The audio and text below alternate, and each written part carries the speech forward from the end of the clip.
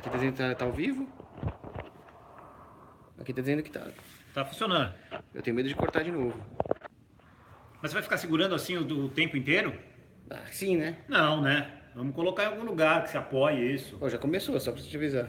Não, peraí. Stop. Para tudo que a gente vai Pô, colocar eu isso não, aí. não sei como é que para tudo. Pera aí. Depois vocês podem ouvir uma musiquinha, vai.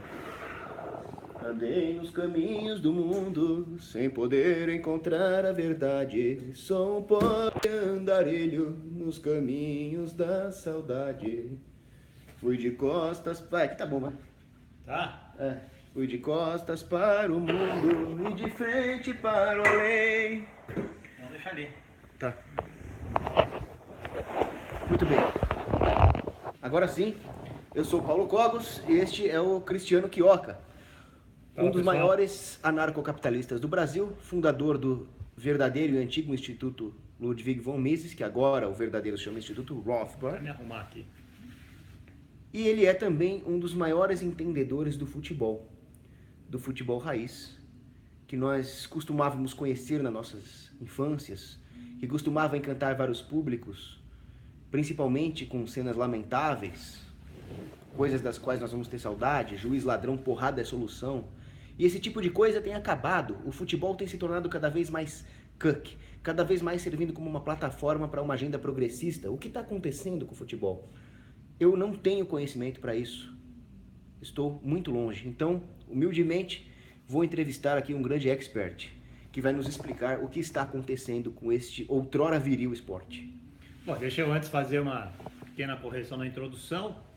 Na verdade, o Paulo Cogos veio me entrevistar aqui porque a gente tem até o grande Hugo Vilhena lá do Rio de Janeiro, ele é testemunha de que o meu Facebook foi o melhor Facebook escolhido até pela FIFA da Copa, pelos comentários. Então eu levei o troféu da Copa, da FIFA aí de melhor Facebook da Copa, junto com o Modric de melhor jogador e o Courtois de melhor goleiro. Então eu estou junto com um time, uma seleção muito boa aí. E vamos falar um pouco de futebol, né? É indissociável hoje em dia de política dos temas que nos cercam, então estão aqui para isso. Tudo bem, eu vou te entrevistar, Cristiano Quioca. Antes eu quero mostrar a sua bela camiseta aqui com a Mônica Bellucci. A camiseta é da Mônica Bellucci e o agasalho é, como não podia deixar de ser na presença do Cogos, da Universidade Católica do Chile. Então você viu que aqui é estética e epistemologicamente raiz. Né? Raiz, roots. Muito bem. Cristiano Quioca, o que é o futebol raiz e como ele se diferencia do futebol Nutella? Cara, hoje em dia essa pergunta ela é válida porque a gente está vendo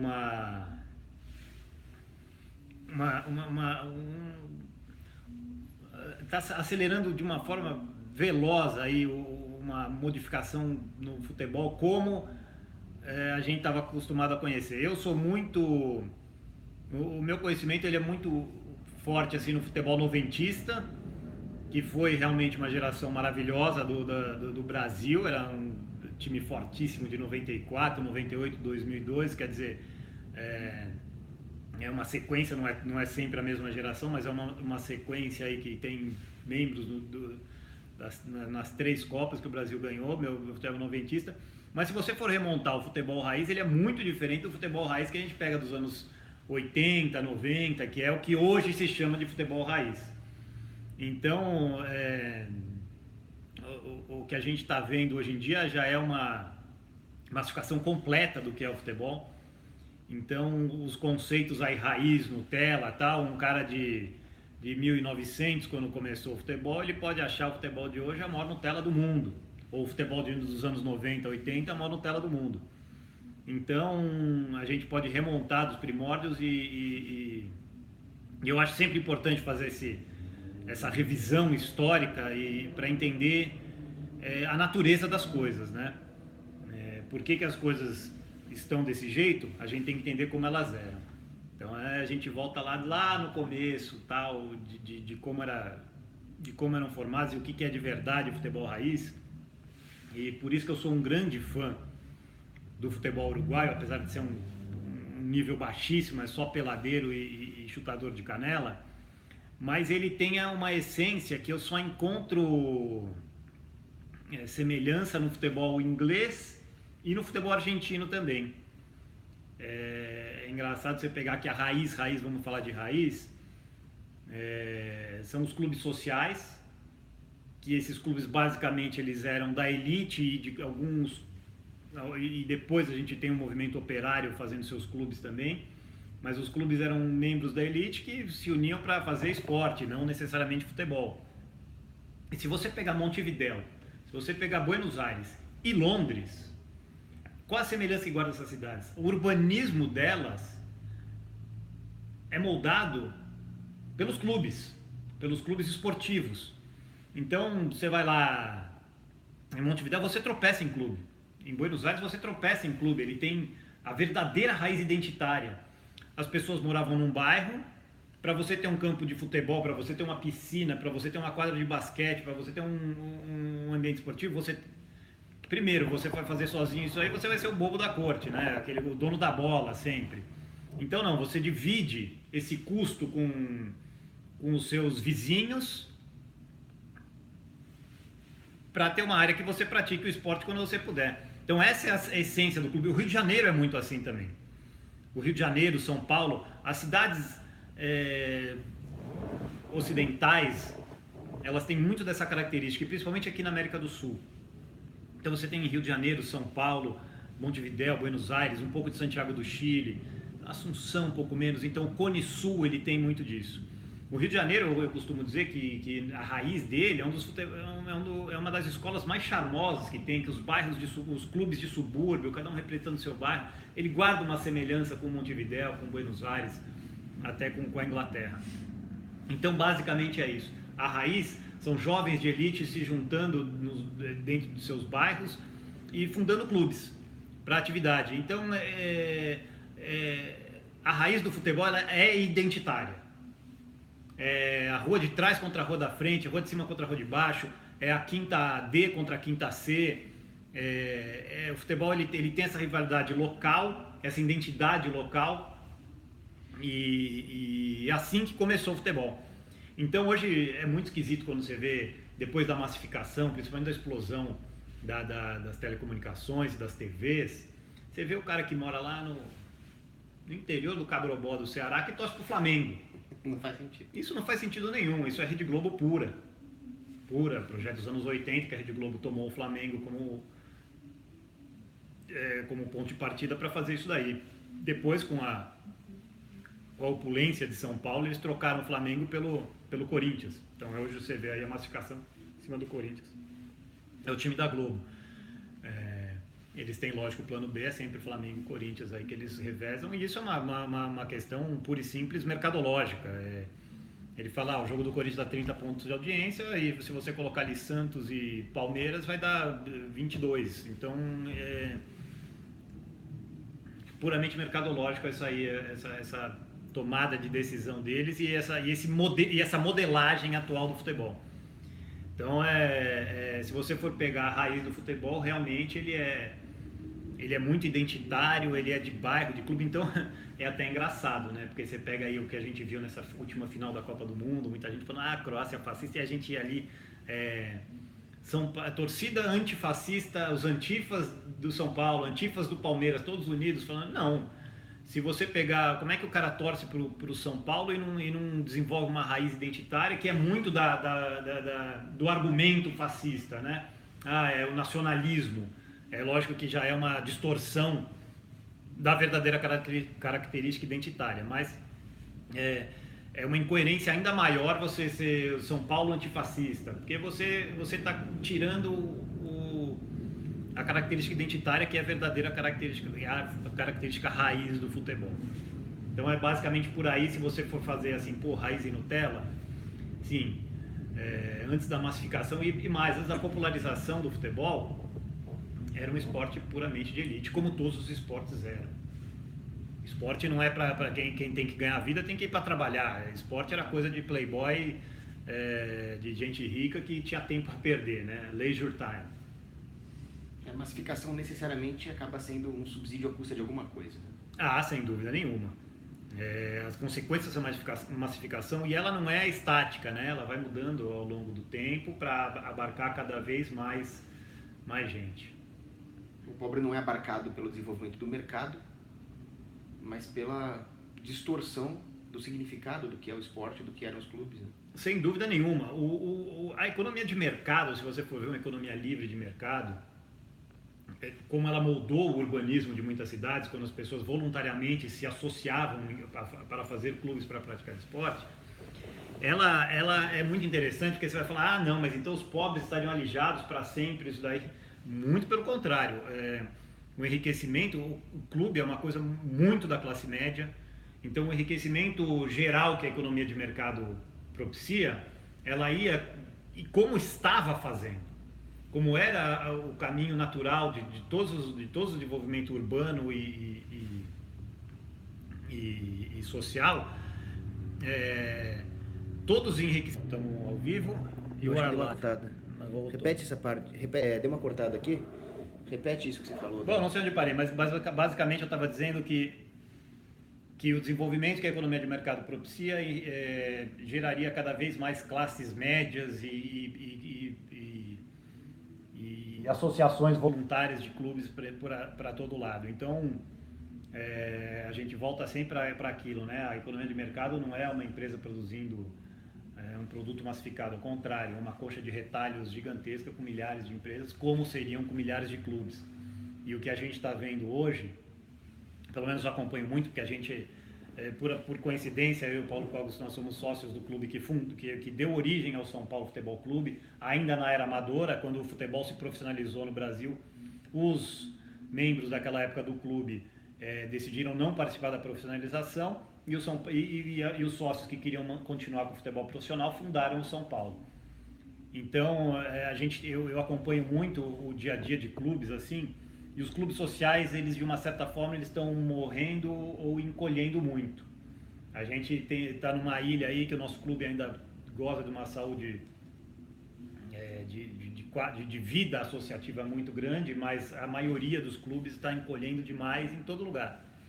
Então, a gente tem essa perda aí que você falou, a massificação tem um custo, ainda mais feita dessa forma. Eu poderia aproveitar o gancho aqui para fazer um comentário a respeito de um paralelo com o urbanismo. Existe um urbanismo libertário que está se desenvolvendo, né? E é muito interessante isso que você falou sobre como a viabilização dos custos para esses clubes antigamente exigiam uma subsidiariedade dentro desse identitarianismo que construía um tecido urbano racional. Sem dúvida nenhuma. Aqui que o tema hoje é futebol. Mas se você pegar ali um campo fascinante e pouquíssimo explorado do libertarianismo é o urbanismo. Sim. Dominado pela esquerda hoje. Não, completamente. Hoje não tem, mesmo porque hoje quem tomou as rédeas disso foi o Estado, e distorcendo as cidades de uma forma brutal, quanto à observação antiga e hoje você anda pela cidade, você ainda consegue ver aqueles resquícios, né, como se fosse um escavador vendo, olha, aqui tinha uma igreja, olha, aqui tinha um mercado, aqui, um arqueólogo de fato. O urbanismo de mercado, ele é fantástico e ele é a explicação de por que as cidades ainda não colapsaram totalmente, porque a estrutura que o Estado colocou e sufocou, ela ainda está montada em muitos aspectos, e uma estrutura que o mercado moldou dentro das cidades. Então hoje é muito engraçado, poxa, você fala, Londres é uma cidade maravilhosa, São Paulo é um caos. Peraí, mas a Bolsa de São Paulo, ela está no centro, cercada pelos bancos, e quando você sobe ali no pátio do colégio, atrás você já vê a parte da Moca, que é industrial, e a parte comercial um pouco, que era o Bom Retiro. Então, a linha férrea chegando, também na Moca e na parte industrial, na Luz. Então, você observando como o mercado montou a cidade, e depois como ela foi distorcida, você consegue entender por que ela ainda sobrevive, mesmo com tanto desmando, vamos usar uma palavra da política, mesmo com tanta barbeiragem urbanística que vem sendo feita ao longo dos tempos, na era progressista principalmente, para cá. Então, o que o mercado moldou, o Estado está cuidando de destruir de uma certa forma radicalmente. Eu já vi um artigo de um urbanista libertário, Rolf Gnon, escrevendo que hoje as cidades são construídas em torno de um centro e um subúrbio que se expande artificialmente em torno do centro. Quando, na verdade, eram para surgir centros que emulavam o centro original. Claro, essa aí é o modelo mais americano, né? Dos subúrbios? Sim, de subúrbios. Mas ele se replica aqui em muitos outros lugares. A pergunta que eu faço é a seguinte: a massificação do esporte pode ser relacionada de alguma forma com o crescimento desenfreado das cidades? Não diria isso. Não diria isso. Eu não vejo muita relação aí. Eu vejo assim, a massificação ela veio muito mais num sentido de que, pô, é um baita de um produto, sem dúvida, mas ela vem ali da profissionalização, e a profissionalização ela distorce um pouco, porque, e eu vejo isso no nosso clube. O nosso clube hoje ele tem o segmento dos esportes que são para os associados e dos esportes profissionais. Então a gente tem ali hoje, o nosso clube acabou de sair campeão da NBB, da Liga de Basquete. E a gente tem o grande rival do clube, que é o Clube Pinheiros. Mas quando a gente se enfrenta no futebol, são os sócios do nosso clube que enfrentam os sócios do Clube Pinheiros. Que era para ser. Como era para ser e como sempre foi. Quando você tem o basquete, que é o esporte profissional, eu contrato uns jagunços com a camisa do meu clube, o Pinheiros contrata outros com a camisa do Clube Pinheiros. Os militantes, né? Não, os atletas profissionais. Os militantes, eles são um capítulo à parte. Então, quando são dois atletas profissionais do meu clube contratado, quer dizer, não fui eu que ganhei do Pinheiros. Não é meu clube que ganhou do Pinheiros. Quem ganhou do Pinheiros foram os caras que eu contratei, entendeu? Não é a gente, não é nosso bairro que ganhou do bairro deles. Então, você tem um rompimento muito forte da profissionalização aí. E aí você começa a perder um pouco a identidade. No seguinte sentido, depois a gente vai entrar um pouco nesse capítulo de o que é gostar de futebol e o que é gostar do seu clube ou do seu time de coração. Há um desenraizamento aí nessas três partes que a gente pode explorar aí mais para frente. Mas basicamente é isso. Quando você tem a profissionalização, você começa a ter a massificação. Muito mais do que algum aspecto das cidades aglomerados, assim. Eu pensei que de alguma forma, se os centros menores são esvaziados pela perda de identidade e ao mesmo tempo surgem oportunidades de emprego artificiais num centro subsidiado, poderia haver uma... não, mas é claro, mas aí a gente extrapola um pouco, não é só no futebol. Não é só no esporte, é em tudo. É em tudo. As cidades menores se empobrecem para cá, elas perdem algumas indústrias que poderiam estar lá, aquele equilíbrio urbanístico que a gente poderia ter acaba se concentrando tudo numa cidade,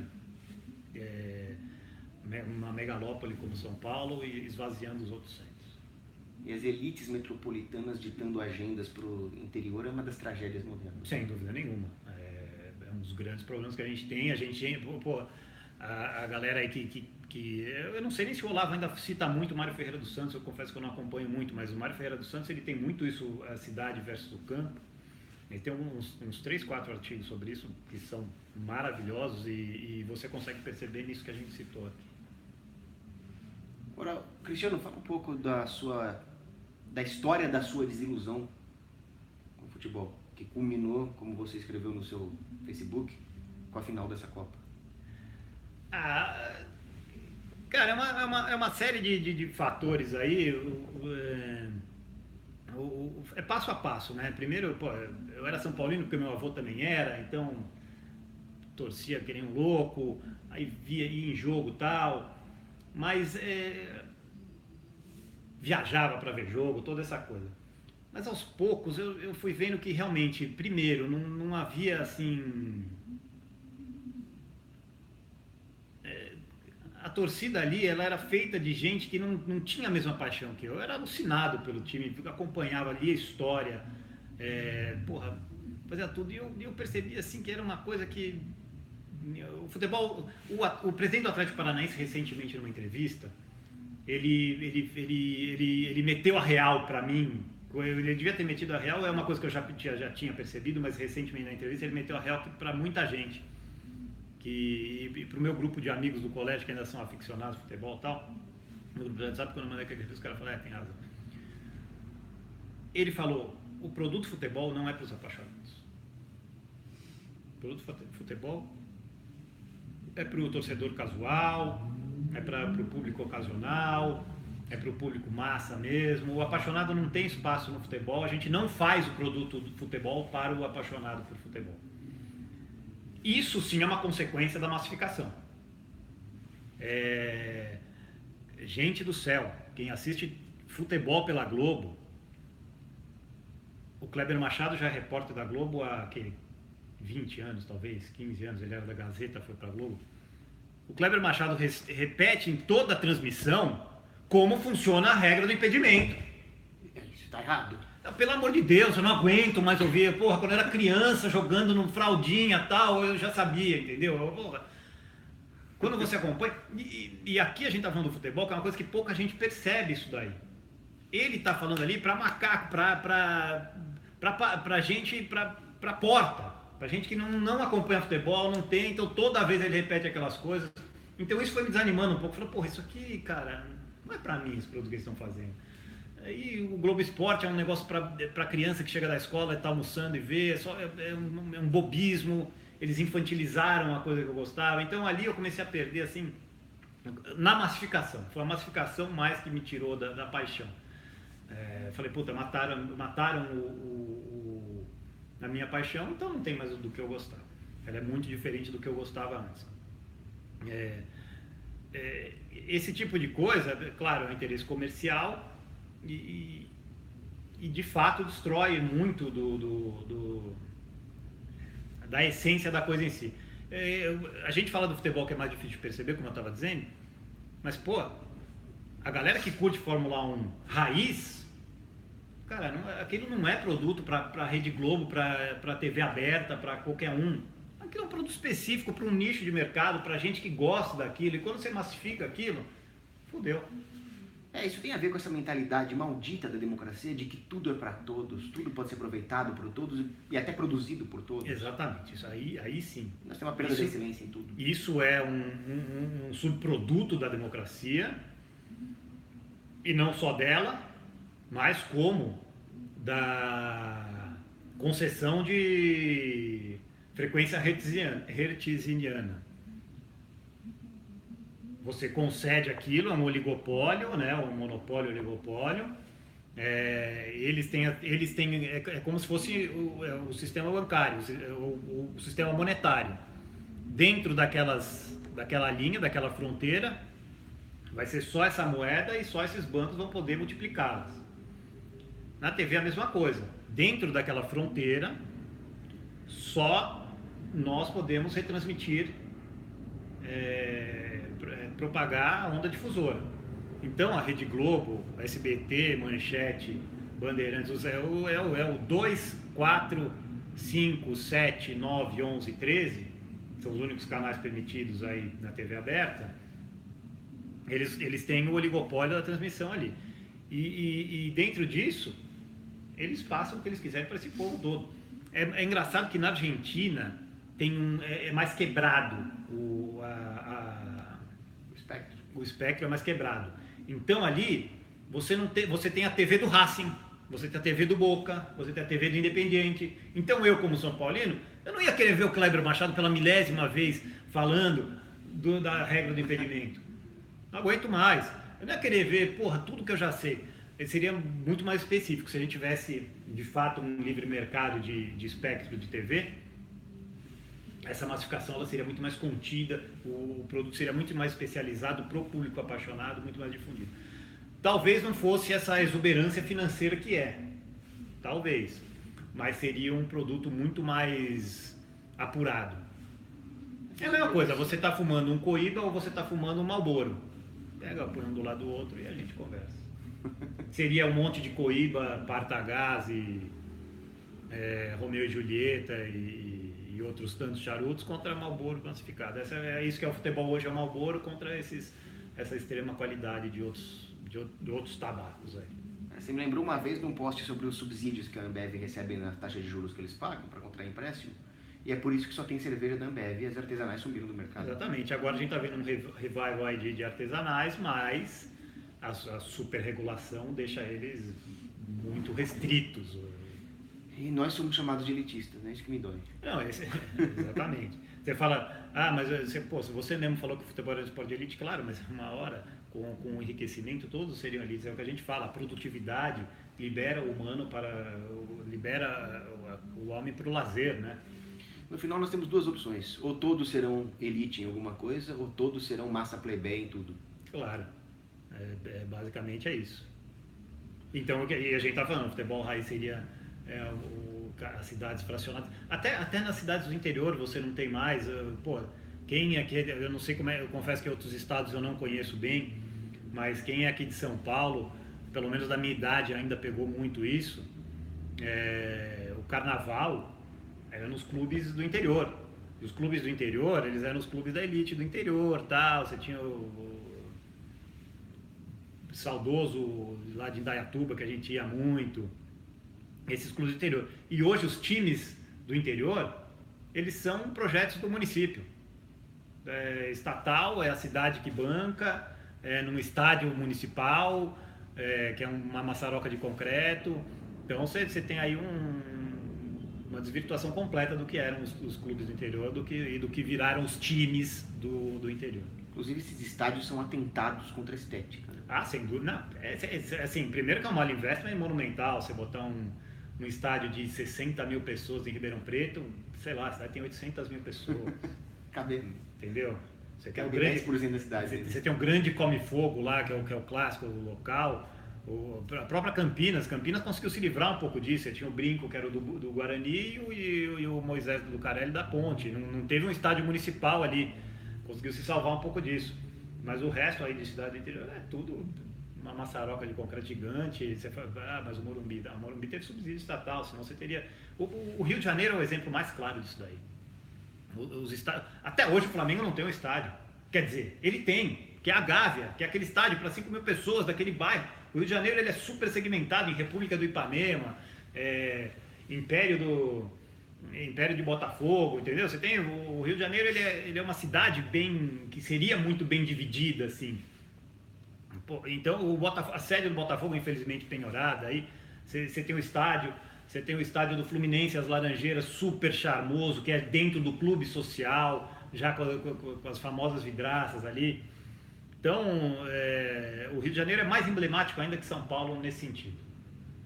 De estádios divididos dentro dos clubes sociais como eles eram,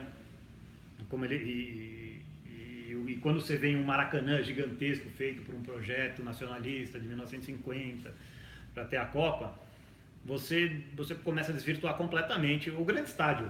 Aliás, que o Getúlio Vargas cometeu suas atrocidades trabalhistas, foi São Januário, que é um estádio particular do clube do Vasco, da Colônia. Hoje você não tem mais... Outra coisa que a gente pode depois devagar um pouco, principalmente na América do Sul, mais do que Europa, são os clubes de colônia, reforçando a característica identitária do futebol, que o futebol tem. E o Getúlio, inclusive, você acha que ele usou esses grandes eventos mundiais para reforçar essa falsa identidade nacional? Como todos, você acha que a Itália ganhou 2 Copas no braço de Mussolini em 34 e 38? Como? A Itália não tinha nem time de futebol decente, tanto que se você pegar 34 e 38 a escalação, muita gente fala, a França só jogou com imigrantes, não sei o que, blá blá blá. A Itália, mais da metade dos times de titular e reserva eram argentinos. Olha só. Descendentes de italiano, mas nascidos na Argentina, jogavam na Argentina, criados no futebol argentino. Então você tem 34... É de rock? Para isso mesmo? Para isso mesmo, 34, 38, o Mussolini falou, não, venham jogar para a Itália, tal, e foi convidando eles. É claro, os clubes italianos contratavam também, mas basicamente é isso. Reforço de identidade totalitária. Sem dúvida nenhuma. Como foi na União Soviética. Como foi tudo, como a gente está vendo isso em muita coisa. O futebol, desde há muito, por ser um produto tão bom na origem, isso foi percebido muito cedo. Ele é um produto que pode ser usado politicamente. E assim o foi. 34, 38, 50 aqui. Você tem, muita gente fala de 54, que a Copa teria sido... que a Hungria era muito melhor do que a Alemanha, mas a Alemanha tinha que ganhar porque estava ressurgimento, pós-guerra. Então, tanto que a Hungria ganhou no grupo na fase classificatória da Alemanha, mas perdeu a final. Então você tem um monte aí de especulação. Foi para a Argentina com a ditadura militar em 78, comprou o Peru. O uso do futebol assim. A Itália em 90, ela foi um projeto do Euro. Por isso que eles fizeram a Copa na Itália. Foi uma forma de você erguer um dos pilares europeus. Então você incentivou ali. Foi a primeira vez que você teve gastos astronômicos assim para fazer uma Copa do Mundo com estádios. Foi na Itália em 90. Itália 90 foi coisa do Euro? Foi bem na introdução do Euro. Foi muito motivado por isso. Desde lá ela virou uma Copa que a Itália não ganhou. Quem ganhou foi a Alemanha. O grande, tudo bem, era um timaço, mas era o grande interessado no Euro, né? O Euro ia beneficiar alguém. Tanto é que chama a União Europeia e o projeto do Euro de Quarto Reich. Pois é. Então aquela Copa de 90 ela simboliza muito isso também. Então aí você é meio inescapável. Você fala, você tá muita teoria da conspiração, você está falando assim aí. Mas eu não creio nas brujas, pero que elas vai lá. E a Copa no Catar? A Copa no Catar, ela já fugiu do meu interesse, né? Até essa da Rússia, eu vou falar para você, essa da Rússia eu assisti até um pouco mais do que 2014. 2014 já estava assim na minha descendente. Mas a Copa do Catar eu não sei o que esperar dela, não. É uma Jundiaí, né? Jundiaí, São Paulo, de proximidade, 50 quilômetros para cá, para ali, vai ser tudo interligado.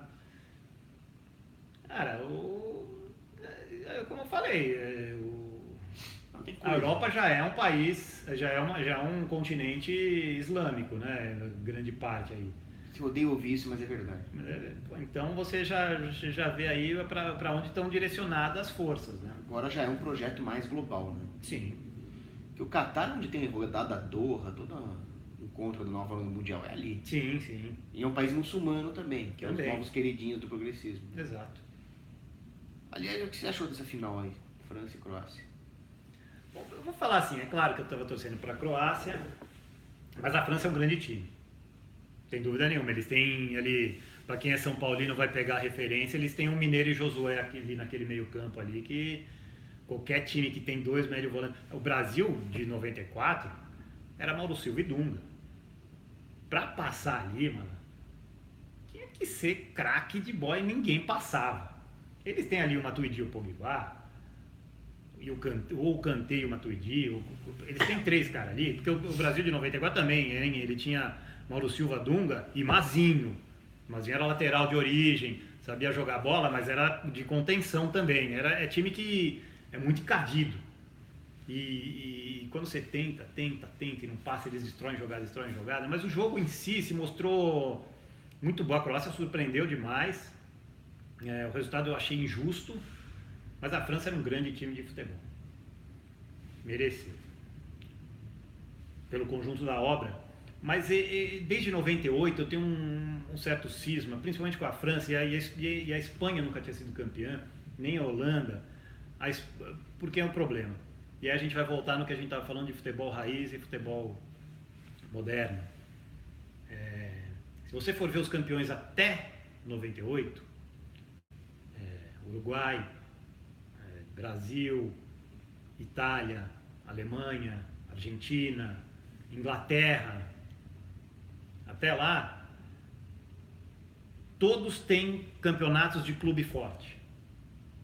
A Espanha, a França, quando ganhou em 98, não tem. Outras escolas europeias, por esse critério, teriam muito mais mérito em ganhar, ou teriam muito mais razão em ganhar, porque a Espanha tem campeonato de clube forte, até a Holanda tem 3 times. A França sempre foi uma tragédia. Quando ganhou uma Champions League, os clubes franceses ganharam a Champions League, foi o Olympique, que o título foi cassado. Porque o Bernard Tapie, ele comprava arbitragem para o campeonato francês para os caras poderem jogar a Champions. Então, foi cassado, tanto que não enfrentou o São Paulo no Mundial, veio o Milan, tomou ferro. Mas a França não tem tradição de clube de futebol. Então é uma aberração eles estarem no ranking. É uma distorção, é uma distorção. E dessa vez ganharam, mas é inegável que eles vêm vindo desde então, e assim, não é só de agora, né? Porque em 82 a França já tinha um timaço, 86 eliminaram o Brasil, aí pulou 90, pulou 94, aí foram de novo lá para... Aí em 98 levaram com um grande time. O Brasil, a gente tem aquela coisa ali de que, infelizmente, o Zico estava naquela comissão técnica ali, barrou a ida do Romário. O Zagallo montou um time fraco. Se você for, não era o melhor que tinha. Para dar continuidade a gente ser tricampeão seguido, não era o melhor que tinha em 98. Mas a França era um grande time. Provou isso na sequência no campeão da Eurocopa. Aí foi para a final de 2006. Pulou 2002, foi para a final de 2006. Um time melhor do que aquele da Itália que ganhou. Então a França, como escola de futebol, ela realmente é isso. Ela não pesca nos clubes, mas ela pesca nos países de sua colônia e na formação que ela tem. Realmente a França, assim, ela não tem clube de futebol, não tem um campeonato competitivo, não tem um campeonato nem interessante. A Globo, a Sport TV, Globo, as TVs do Brasil começaram a mostrar porque o Neymar estava lá, mas vamos falar sério, quem consegue ver o campeonato francês? E o Neymar foi brincar na França, porque é muito fraco o nível. Então, e eles não ganham Champions, não vão ganhar, só o Sheik botando 1 bilhão ali para montar um time como o PSG, e nem assim leva. Então a França, ela é uma distorção nesse aspecto de escola de futebol, apesar de ser um grandíssimo time que ganhou a Copa, infelizmente tem que reconhecer, é um grande time. Mas qual a explicação então? A explicação é mais difícil, ela tá aí, ela sem dúvida nesse caldo de origem de outros países, mas, por exemplo, tudo bem, eu saí morto de fome do Mali, mas onde eu aprendi a jogar bola, afinal? Então ela tem alguma formação ali que está produzindo grandes jogadores. Nesse aspecto eu não estudei muito a fundo, mas para mim é mais misterioso. É uma coisa mais difícil de explicar do que uma Espanha ganhar. A Espanha sempre teve grandes clubes, mas nunca conseguiu formar uma grande seleção. Porque tinha todos os clubes desde sempre, né? A gente pega muito mais a partir dos anos 60, quando começou a ter o confronto quando começou a ter o confronto continental de clubes, que a Champions League começou no final dos anos 50, começo dos anos 60, ou no começo dos anos 60 para frente. Então é ali que você tem realmente o clash. E desde o começo, a Espanha tem os grandes clubes da Espanha importam muitos jogadores. Então o maior jogador daquelas conquistas dos anos 60 foi o Di Stéfano, que era um argentino. Então a Espanha, apesar de ter grandes clubes, nunca formou uma grande seleção. Quando formou, levou. A Holanda sempre teve clubes médios, sempre chegou forte em Copa, né? O Ajax sempre despontou, aí você teve um Feyenoord que foi campeão da Europa. Então, assim, a correlação clubes, geração de clubes ou clubes fortes, ela sempre foi um incentivo, ou assim, um indicador de que a seleção viria forte. O Brasil de 94, a gente não pode esquecer a base, você tinha, claro, jogadores que já estavam no exterior, mas você tinha uns 6, 7 jogadores daquele São Paulo, do Tele Santana, campeão do mundo. Isso sempre foi muito importante. O Brasil dos anos 50, no final dos anos 50, 60, aquela grande geração, ela tinha Botafogo e Santos como base, você tinha Palmeiras fortíssimo, então você tinha clubes no Brasil muito fortes, que deram um subsídio para aquela geração ser tricampeã.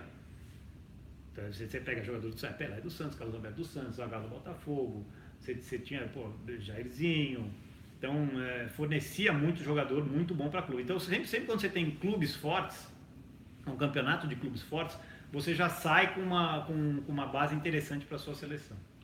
É aí que eu quero pegar o gancho para a próxima pergunta. Você escreveu um artigo com pseudônimo a respeito da volta dos regionais e como que isso poderia refletir no desempenho do futebol brasileiro. Olha, os meus amigos Ricardo Toledo, Daniel Gonzalez, que é uma molecada aí que curte futebol pra caramba. Eles recentemente eles vieram dar o braço a torcer pra mim, porque eu falava muito em 2014. Eu falei, olha, 2014 é uma tragédia, porque a geração é fraquíssima. E o que aconteceu agora em 2018 não foi diferente. E o meu amigo Marcelo Borg, o grande mexerica, palmeirense que entende tudo de bola, eu tenho ele toda a Copa ele começa comigo assim, porque depois que o Brasil ganhou 2002, eu falei, a gente vai ficar 24 anos sem ganhar Copa nenhuma. E toda a Copa ele vem, é nessa? Eu falei, não, é nessa não.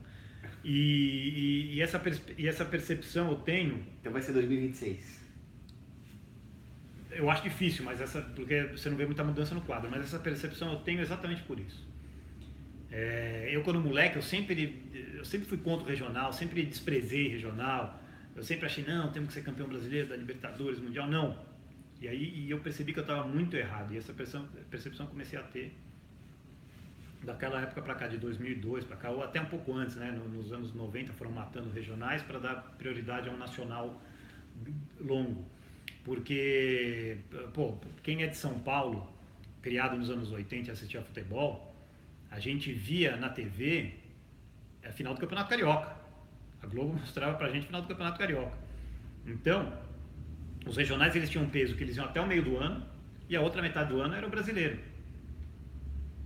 E claro, por quê? O Brasil é um país continental. O Brasil é um grande império. Você tendo um campeonato paulista muito forte, um campeonato carioca muito forte, um campeonato gaúcho forte, um campeonato catarinense forte, você tendo os campeonatos pernambucano fortes, os campeonatos estaduais fortes, o Brasil é uma Europa. Em menor escala, o que o campeonato belga tem de tão melhor que o campeonato alagoano?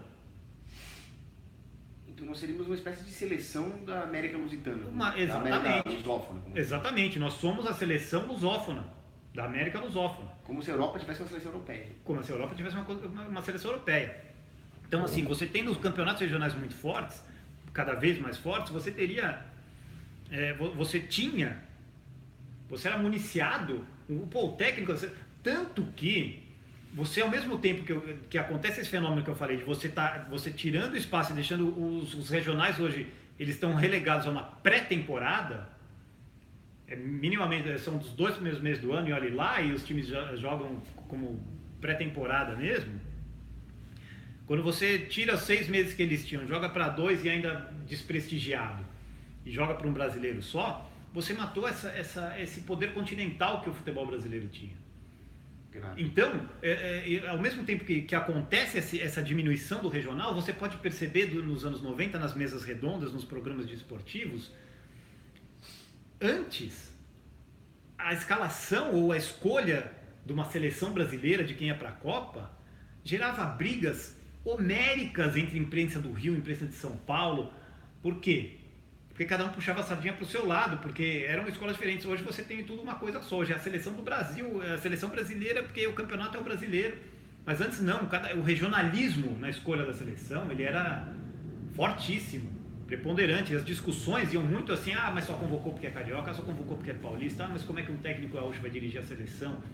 Exatamente por causa desse problema, porque você tinha a divisão. O técnico da seleção, ele tinha o grande privilégio de escolher em diferentes países, que eram os diferentes estados, os melhores jogadores. E mais, os clubes fortes do Sul, ou economicamente mais poderosos, quando tem um campeonato pernambucano forte, eles iam lá contratar um jogador que se destacava num campeonato forte. O cara jogou muito esse campeonato pernambucano pelo Sport nos anos 70, cara, o cara tem muita qualidade. Aí, até outro dia, não estou falando de 70, mas até um Rivaldo sai de um Santa Cruz e vem para uma liga como São Paulo, é a mesma coisa que acontece na Europa. O Lukaku se destaca no Anderlecht da Bélgica, ele vai para uma liga mais forte que a inglesa. Isso que a Europa tem, dividido entre países, o Brasil tinha dividido entre os estados.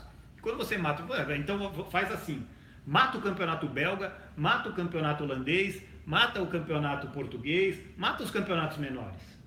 Deixa só o inglês, o espanhol, o italiano e o alemão. Pior, né? Deixa só Champions League, né? Exatamente, você mata. Então, quando a gente voltou lá atrás, os campeonatos, o futebol nasceu dos clubes identitários do bairro, da vizinhança, ou dos funcionários da linha férrea. Você tinha isso. Aí você tinha os campeonatos regionais, que era o campeonato estadual, que era o campeonato paulista, o campeonato mineiro. Porra, o campeonato mineiro, ele por menor que seja, vamos supor, vamos fazer um comparativo mal. Você tem o campeonato mineiro, que tem o Atlético e o Cruzeiro, e uma terceira força, que é o América, e o campeonato espanhol, que tem o Barcelona e o Real Madrid, e uma terceira força, que é o Atlético de Madrid. Claro, o espanhol está aqui, o mineiro está aqui. Mas, na hora de você formar uma seleção continental, a Espanha só tem esses aqui. Aqui a gente tem um semelhante ao campeonato espanhol, um semelhante ao campeonato belga, um semelhante ao campeonato italiano, que é um São Paulo, um semelhante ao campeonato alemão, um pouco mais baixo, mas continentalmente. Então, quando você matou o campeonato regional, você matou a galinha de ovos de ouro do Brasil, que era a produção, porque quem jogou bola sabe. Você melhora quando você joga o cara bom. Porra, quando eu jogava com os pangarela no colégio era uma coisa, quando eu ia jogar no clube, que os caras eram melhores, tinha mais competitividade, é outra coisa. Então, você evolui. E essa lógica que serviu para o futebol amador serve também para o futebol profissional. Então, quanto mais forte eram os regionais, mais forte era a produção de craques para a seleção brasileira. E eu não consigo ver isso mais. Não consigo ver isso mais. A gente tinha, você... Em 2014, eu não conseguia ver nada naquela seleção. Não conseguia ver nada. Nada. Mereceu o 7x1, então. Cara, uma zaga, um time que entra com uma zaga com Dante e Davi Luiz, 7x1 foi pouco, né? Você acha que isso tudo influi na carreira do jogador, na maneira como são selecionados? Por exemplo, eu já vi muita gente falar que celebridades da música são pré-fabricadas, né? Eu já vi muita gente boa, tinha um amigo meu que queria ser jogador de futebol que não tinha os contatos certos. Acabou não entrando. Você acha que isso tem alguma influência? Não, isso tem. Isso é uma coisa que a gente pode ver, a gente lá no nosso clube amador, é engraçado. Isso é uma coisa que eu já estava discutindo com um cara que é um pouco mais velho que eu, e ele ainda pegou uma fase de que ele, jogando ali pelo clube, ele tinha muito mais chance de ser profissional. Quando eu jogava na categoria assim de 14, 15, 16 anos, tomava pau do São Paulo, que já estava do São Paulo aspirante, do São Paulo, mas dava jogo. Hoje, se você pegar o nível do clube e for enfrentar um São Paulo das categorias de base, é 40-0. É um massacre. Mas naquela época dava. Mas a formação aqui no Brasil, e principalmente você vê aí pré-fabricado e tal, todo mundo vê um pouco de artificialismo no Neymar. Ela existe muito e nem tanto a pré-fabricação, mas esse estrelismo demais, né? Ele vem muito também por causa da Lei Pelé, que dizem que o jogador virou uma dondoca, o clube já não tem poder, né? O jogador não é mais do clube. Agora reverteu um pouco isso. Mas tanto que eu não me lembro agora se era esse Gabriel que voltou para o Santos, eu não me lembro qual, um moleque aí da categoria de base do Santos, acho que nem chegou a sair ainda, ou já saiu. Se ele virava, ele não ia jogar, ele fazia o que ele queria, mas o Santos não podia perder, porque se perdesse não ia receber numa venda. O moleque fazia o que queria. Então era um moleque mimado da porra. Que isso tenha se espalhado de uma forma geral, aí no trato e na relação que a categoria de base tem com o clube. O que é essa Lei Pelé? Ela tirou o direito do passe, né? Ela acabou com o passe. O clube era dono do passe, eu sou dono do seu passe, então eu decido onde você vai jogar. E quando ela tira isso, o jogador fica livre, entre aspas. Aí é só a rescisão contratual que determina isso. Só que os clubes, para se proteger, metem uma rescisão contratual lá em cima, e aí o salário tem que acompanhar. Mas só que você não vai dar para um moleque de 15 anos um salário de 50 mil reais. Mas a multa de rescisão contratual dele já é ou de 18, a multa de rescisão dele já é gigantesca. Ela tem que acompanhar o salário, mas só que é uma promessa só. Só que para você não perder essa promessa, você teve que fazer isso. Antes não, antes quando você tinha o passe dele, você determinava até ele sair, até acabar. Então foram várias ceifadas aí na produção de jogadores que a gente teve ao longo do tempo.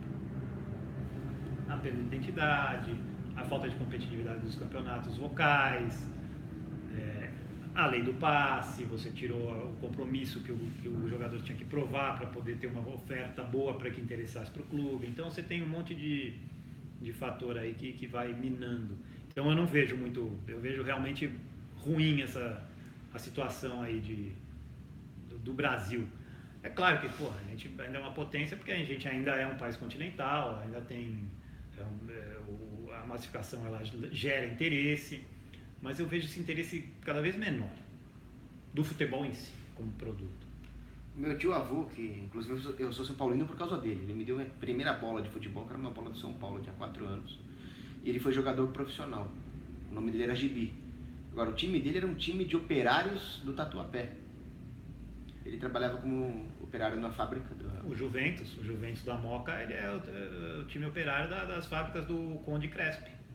Isso acabou. Não, isso acabou. O subúrbio do Rio, que era o subúrbio industrial, ele é todo cheio de clubes operários. Eu não sei se o Madureira é também, mas eu acho que o Madureira o Bom Sucesso tem aquele... Como é que é aquele azul lá? Me esclarece aí, o que joga de azul. Também, são todos clubes lá do subúrbio carioca, são clubes de origem operária. Bangu acho que é de origem operária. Mas então, com a massificação do futebol, a tendência dele ser usado como um reforço das identidades foi revertida para uma tendência globalizante. Ah, sem dúvida, sem dúvida. O que a gente vê hoje é o oposto da natureza, da raiz do futebol, que é identitária versus globalizante. E onde é que entra o uso do futebol como uma ferramenta de propagação de ideias progressistas? Por exemplo, eu já vi a seleção brasileira com cartaz do desarmamento. Toda essa noia da FIFA com discriminação, seleção multicultural, a França, islâmica. Aí a gente vai entrar assim, porque o futebol, como é por ser de massa e esse é um produto que está na mão das redes de telecomunicação, não só do Brasil, mas do mundo, e ela segue uma cartilha. Esse fenômeno ele vai acontecer, ele vai ser utilizado para a propagação da agenda. Porque as TVs têm a sua agenda, pelo ordenamento republicano democrático, elas seguem o que o governo manda, elas estão a serviço dos governos e não a serviço dos telespectadores. Então, sim, tem o futebol vai ser usado como instrumento para empurrar essa agenda cada vez mais. Uma coisa que você vê, assim, um fato curioso, né? Todo mundo aí, todo mundo está indignado, até esquerdista escrevendo contra o absurdo de não mostrar a mulher bonita. Eu fiz um vídeo grande sobre isso. Eu nem vi seu vídeo, mas eu vou falar um aspecto assim. Aquele lado de advogado diabo que eu concordo. Porque, como você falou aqui... Espera só um pouquinho, pessoal.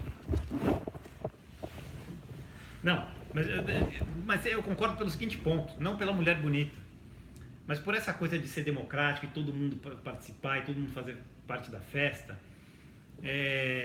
De tempos para cá, isso é uma coisa que veio vindo, foi se modificando aos poucos, começou a se dar muito crédito para a torcida. Então não era que você filmava a mulher, mas você filmava o torcedor, aí você filmava a criancinha, aí quer dizer, todo o povo faz parte, é aquela sanha democrática de enfiar a democracia em tudo. Então, a torcida mais legal, a torcida não sei o quê, torcida o caralho, eu quero ver a porra do jogo, filma o jogo. Então filma o jogo. Filma a porra do jogo. Aí começou, não, primeiro você filma o torcedor, aí você filma o cara chorando, aí você filma a criança, aí você filma as posturas, claro. Porra. Não, eu cheguei num ponto que pra mim era a única... Era isso. Não, é por isso. O futebol é feito para pessoas que não gostam de futebol. Claro que você vai querer ver uma gostosa lá. Eu me incluo na porção de que não é apaixonado por futebol. Eu não devia estar vendo aquilo. Exato. Não é futebol foi feito pra você e pro mexerica. É isso. É isso. Só pros alucinados só.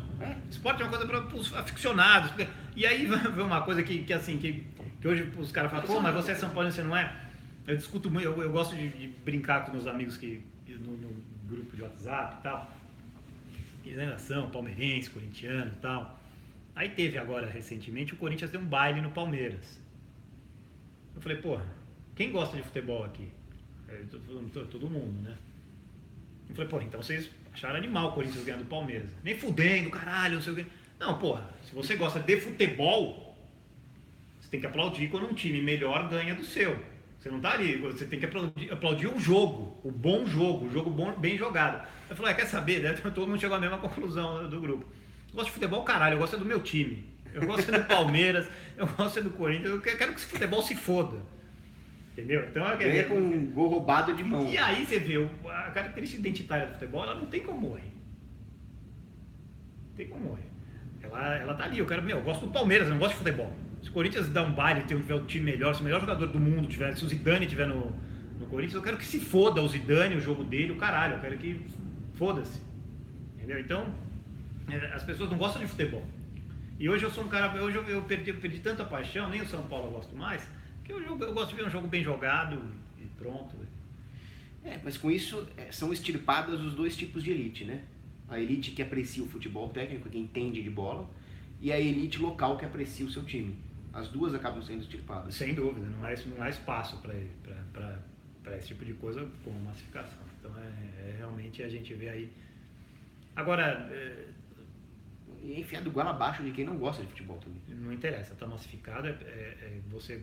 Fórmula 1, futebol, até a gente chegar ao ponto de completa psicopatia do Galvão Bueno narrando o Ultimate, né? Então aí a narração do Galvão Bueno para Ultimate e o que foi feito com o Ultimate num curto espaço de tempo, ela serve de exemplo para você extrapolar com o que foi feito no futebol num longo espaço de tempo. A bizarrice é a mesma, só que a percepção nossa e até de gente que gosta é menor, porque como o espaço de tempo foi longo e foi uma coisa mercadológica, foi se formando assim, por causa da estrutura tanto democrática quanto radiodifusora e de televisão, ela obrigatoriamente, essa massificação, ela é quase que impossível de não acontecer. Como é que você vê o fenômeno da nova classe média alta apaixonada por futebol americano no Brasil? Aí a psicose já chegou, aí é influência, sei lá, é um negócio tão ridículo que eu não consigo nem... É um globalismo levado a... Porque os americanos, veja bem, antes eu era da opinião que os Estados Unidos era o melhor lugar do mundo, exceto pelos esportes. E não tem nada mais bobo do que basquete, futebol americano e beisebol. Não existe nada mais cretino do que essas três coisas. Não tem. E aí eu fui perceber que o americano, ele tem plena consciência que são três coisas completamente estúpidas. E ele vai no estádio de beisebol, principalmente o beisebol, hein?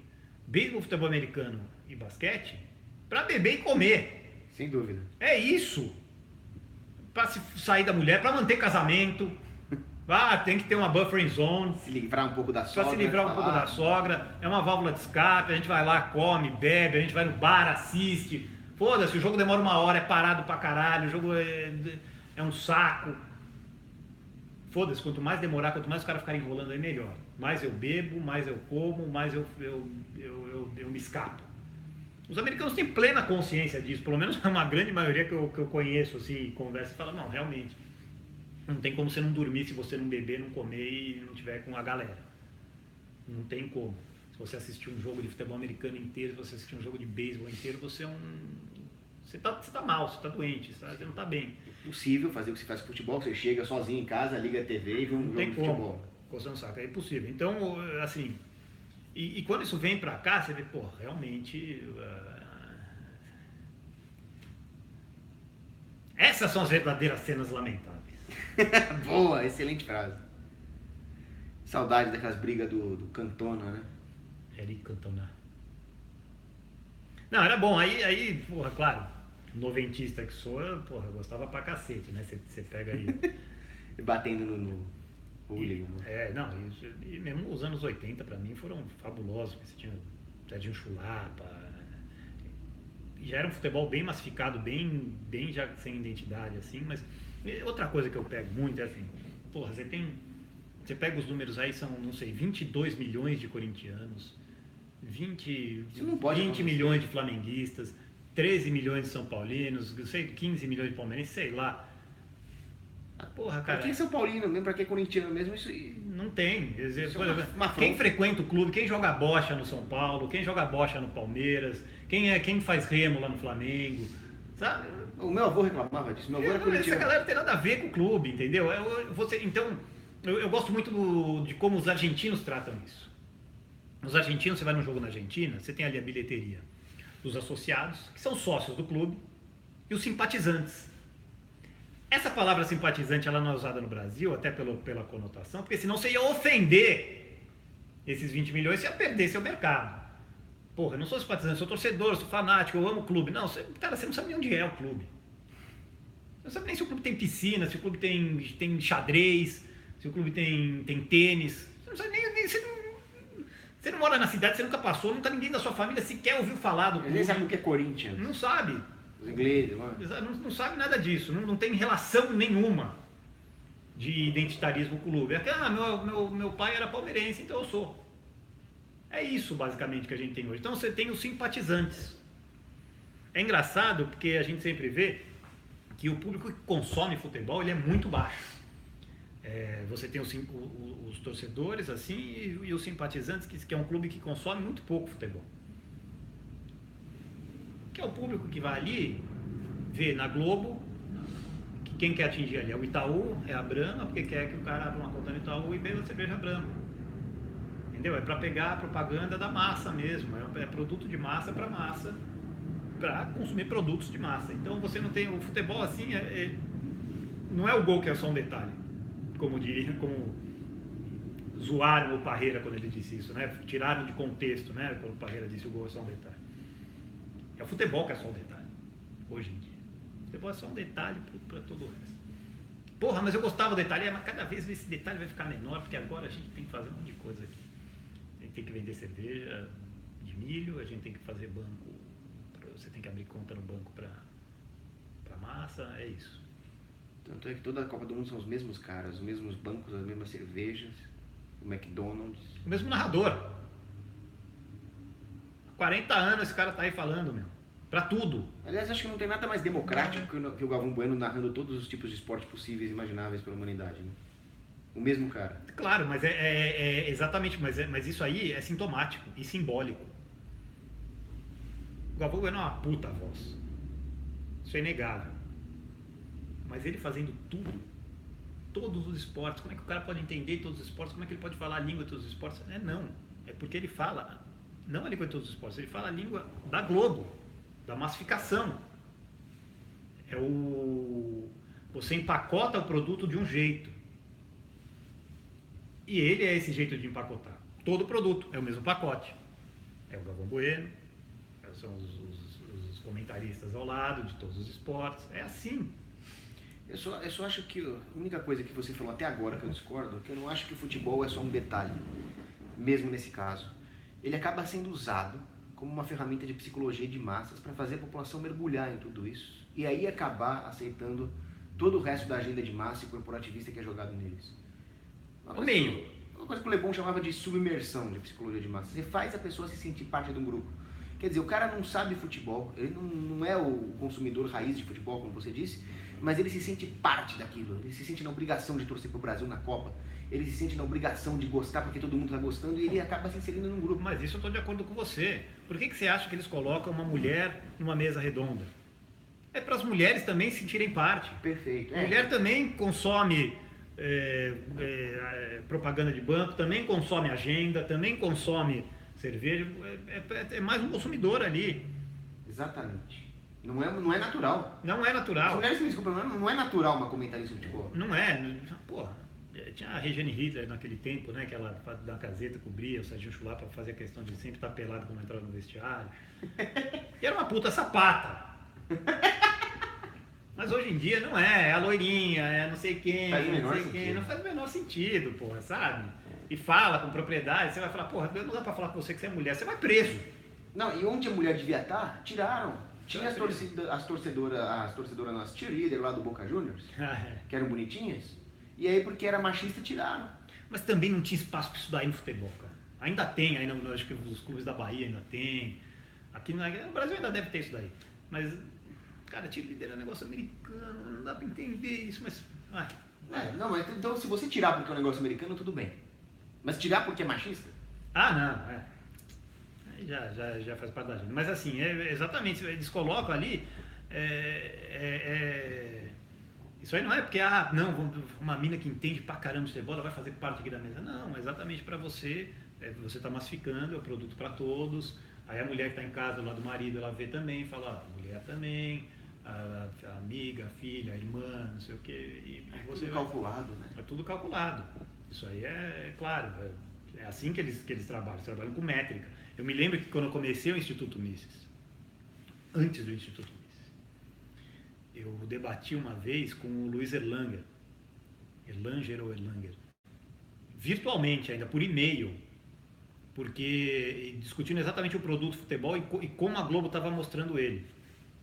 Eu discutia muito porque, se a final da Libertadores for um time argentino e um time paraguaio, a Globo não mostra. Ela só mostra se for um time brasileiro, ou não mostrava, hoje eu nem sei, mas só mostra, se bobear, a Globo não mostrou São Lourenço e Nacional do Paraguai. Eu acho que não. Mas naquela época ainda era começo dos anos 2000, final dos anos 90, se não me engano, 99, 2000. E eu falava assim, vocês não vão mostrar a final da Libertadores? E ele era diretor da Globo, hein? Trocando e-mail comigo. Falou, não, porque não tem interesse comercial. Eu falei, mas vocês são donos da transmissão da Libertadores. Vocês têm que valorizar o produto e não o time que vai para a final. Não, mas nosso projeto é o time que vai para a final. Se não tiver o time brasileiro, não interessa para a gente.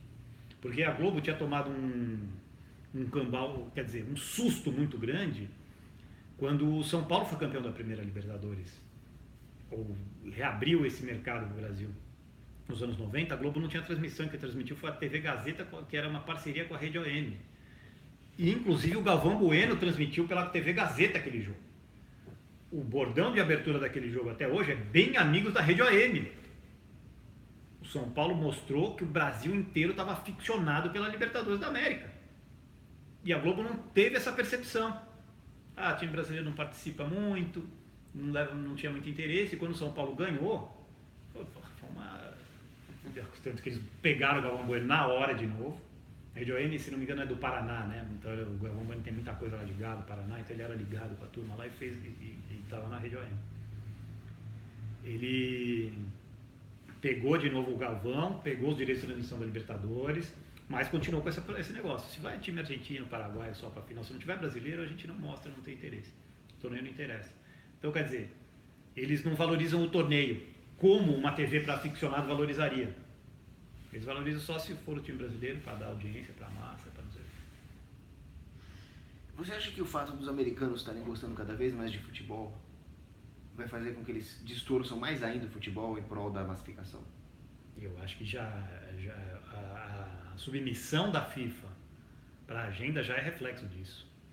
Você vai achar realmente que o J. Ávila foi preso, que o Blatter foi tirado da FIFA, que toda essa turma aí teve que essa mexida gigantesca que você teve na FIFA foi porque eles fizeram transação nos Estados Unidos que não podia. Isso é dedo direto, influência direta dos Estados Unidos, no futebol. Por quê? A FIFA é maior que a ONU. Em números de membros, a FIFA é maior que a ONU. A FIFA, o futebol é um universo que os Estados Unidos não penetra. Então, eles não se aguentam por isso. É uma ferramenta fora do controle dos Estados Unidos que é muito desinteressante para ele. Essa influência toda de queda de gente na FIFA... Nicolás Leoz. Nicolás Leoz aqui, eles derrubaram toda a velha ordem do futebol. Foi derrubada agora por essa intromissão de FBI nos Estados Unidos e na gente do futebol.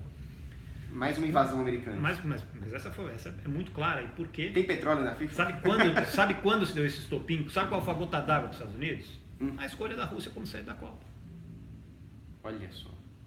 Quando a Rússia foi escolhida, começou a cair um por um da velha ordem da FIFA. E agora a gente está com essa nova ordem aí. A submissão à agenda ela já é escandalosa. Mas isso é muito escandaloso. Eles nem tem ela já é escandalosa. Então, assim, a gente vai ver cada vez mais a influência deles. Tá?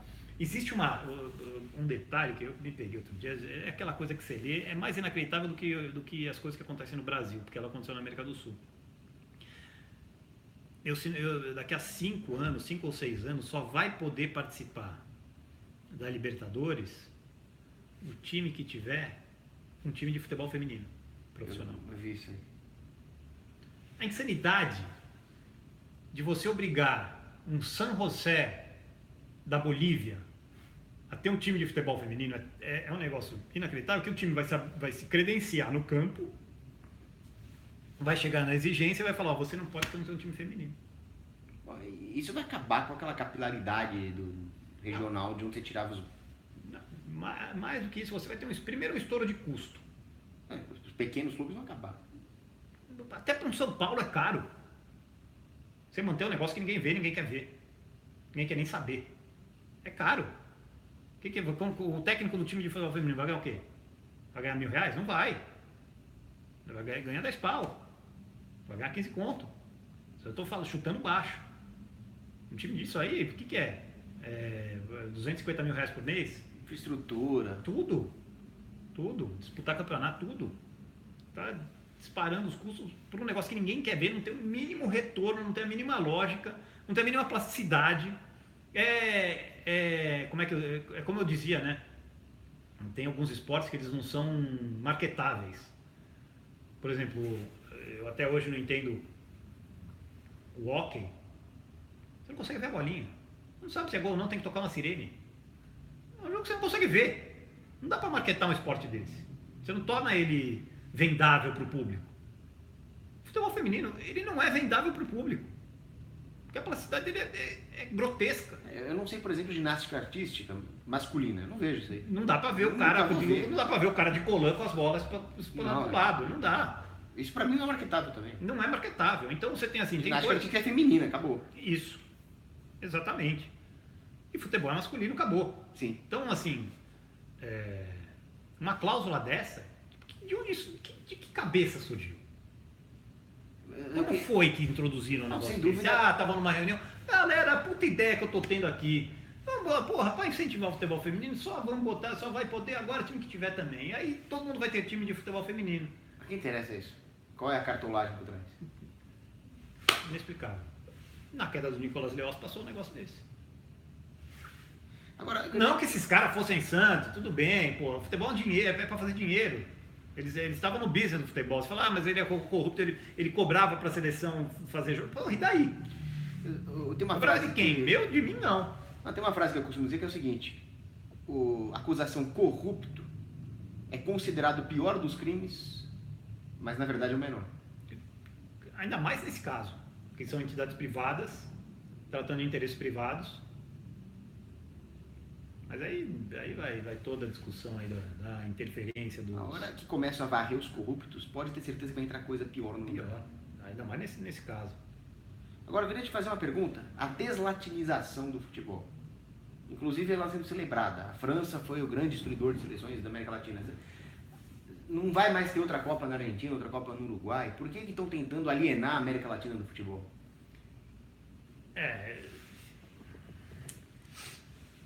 Eu não vejo isso como um fenômeno.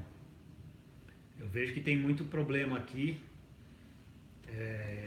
Eu não fui muito a fundo do caso argentino, mas os clubes argentinos tiveram problema quando a Kirchner assumiu. Primeiro teve um problema com TV, ela cerceou grande parte das TVs, né, dos órgãos de imprensa, ela fatiou, então quem tinha TV não podia ter jornal. Ela fez algumas mudanças ali no setor de telecomunicações argentino. Isso prejudicou muito os clubes de futebol, porque vendiam para a TV, e aí teve quase que uma estatização. Então o governo argentino subsidia os clubes, então você teve na Argentina, você teve estatização. Aqui você teve a morte dos regionais, a nacionalização do campeonato, a unificação do Brasil, né? Então aí você tem um golpe muito grande no futebol latino com as duas maiores forças no corner, né? Em xeque. Coitados. As seleções argentinas, tudo bem que em 2014 mereceu ganhar da Alemanha, mas passa. Mas também não apresenta um puta futebol, assim. Mas aí já de muito tempo, né? Os anos 90, os anos 2000 da Argentina, todo mundo fala, pô, se eu tivesse dava para eu ser zagueiro na Argentina, né? Qualquer um conseguia. Eles vêm apresentando debilidade também. Eu acho que é muito por isso, a estatização pro lado da Argentina e o fim dos regionais aqui. Então eu acho que tem muito culpa nossa aí também, né? É verdade que não sei se foi o Getúlio que quis mudar o nome do Palmeiras de Palestra para Não, sim. O Cruzeiro, o Palmeiras, que eram clubes de colônia. O Pinheiros. Por que o Pinheiros chama Pinheiros? Que era Chamava Germânia. Germânia? Esporte Clube Germânia. Que era da colônia alemã. Pinheiros, está na rua Hans Nobling, é um bairro Pinheiros. Para tirar a identidade mesmo. Foi. Palmeiras, Palestra Itália, Cruzeiro também. Isso tudo aconteceu. A gente tem um avô, o meu avô, pai do meu pai, ele foi preso nas ruas de São Paulo por falar italiano. Uma história que a gente tem de família. Não podia falar italiano, foi lá, prestou, botou o dedo. Isso é típico do... Então é claro. Do verdadeiro fascismo, né? Agora, só para terminar a live, que acho que já tá ficando aí. Essa acho que foi a maior live de todos os tempos. Eita! Só para terminar, você concorda comigo, no insight que eu tive, que falar em multiculturalismo no futebol é completamente contrário ao que deveria ser o espírito do futebol? Que é o mais regional possível? Porque realmente, assim... O multiculturalismo, ele no futebol, realmente ele fica nessa... Estão tentando empurrar uma agenda que o futebol fala, se você não gosta do futebol como esporte, sei lá, você quer dominar o mundo, vai lá, mas deixa o futebol em paz, sabe? Essa sensação que eu tenho, não encaixa, é que nem aquela brinquedo, tem a bola, o triângulo e o quadrado, você está encaixando, você está tentando pôr uma agenda no futebol que não cabe. Eu estava lendo a história do Jules Rimet, que o pessoal está achando ele o máximo, ele criou a Copa do Mundo. Eu fui ver a história do cara, o cara era um socialista. Mas todos, né? Barão de Coubertin, Jules Rimet... Da pior espécie. Mas isso aí, por quê? Porque eles são nacionalistas, né? São as identidades nacionais, a competição por países. Então você vai, porra, por que eu vou torcer contra um cara que nasceu na linha de lá? Um cara que mora em Foz do Iguaçu, cara, ele tem muito mais a ver com o cara ali do lado da fronteira, ou do Rio Grande com uruguaiano, Maldonado, Porra, o cara tem muito mais a ver com o vizinho ali do que com o nosso amigo Lorival lá do Maranhão. Total. Então, essas coisas de fazendo essas competições nacionais, apresentando países, e você vai lá e canta o hino do seu país e tal. Foi uma ideia de jirico dele. Eu estava lendo que o time que ele montou, o Red Star, foi o primeiro time que ele apregou como multicultural. Ele usou esse mesmo termo. Mas eu acredito piamente, assim, é muito... Quem gosta de futebol e acompanha mesmo e sabe, a Copa do Mundo em termos de nível de futebol é muito abaixo do nível de clubes. O Real Madrid ganha de qualquer campeão do mundo, de qualquer seleção. Porque, porra, você tem os melhores do mundo num time só. Ali você tem que pegar o melhor francês do time, que necessariamente não é o melhor do mundo. Quer dizer, eu prefiro o Kroos do que eu prefiro o Cristiano Ronaldo do que o Giroud. Alguém tem alguma dúvida disso? Ninguém tem dúvida disso. Então, assim, e mesmo porque nos clubes você tem muito mais tempo de treino, de trabalho, de entrosamento e Copa do Mundo, tem uma corrente assim que diz, tá, foi o melhor time do mundo do mês. A Copa do Mundo foi disputada mês a mês, o time teria o melhor do ano, dos 4 anos, não seria. Então, assim, é a grande rivalidade, né? Ou a grande discussão, Copa versus campeonato, porque o campeonato é no longo prazo, contra todos, então de fato você tem o melhor. A Copa tem um mata-mata, Então você tem um tiro curto, é só um jogo, você não enfrentou o cara que perdeu daquele, então não sabe como é que seria o seu confronto com esse, então tecnicamente talvez não é o melhor e se prova ao longo do tempo. Então a Copa do Mundo tem essa questão assim de que tecnicamente pode não ser o melhor torneio para você apurar ao longo do tempo, ou os melhores times. É triste ver que até na Copa do Mundo, que surgiu como uma ideia nacionalista, você já viu a Angela Merkel falando para os alemães não torcerem muito para a Alemanha porque era muito nacionalista demais, lembrava o nazismo. Então principalmente a Alemanha é mais complicado do que o resto, porque a Alemanha, o establishment que comanda a Alemanha, ele sempre foi, né, e agora a gente está vendo algumas revelações assim, muito claras disso, com o Trump nos Estados Unidos fazendo um contraponto.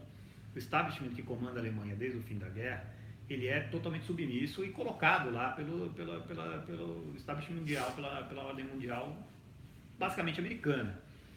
Então,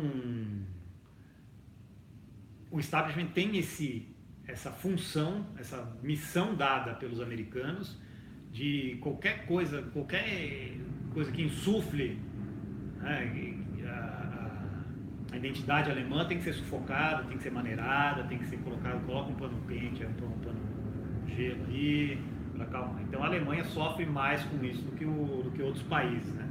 É coisa que o próprio establishment alemão, qualquer levante da identidade alemã, eles abaixam, eles sufocam. Eles sofrem mais com isso do que o resto do mundo, sem dúvida.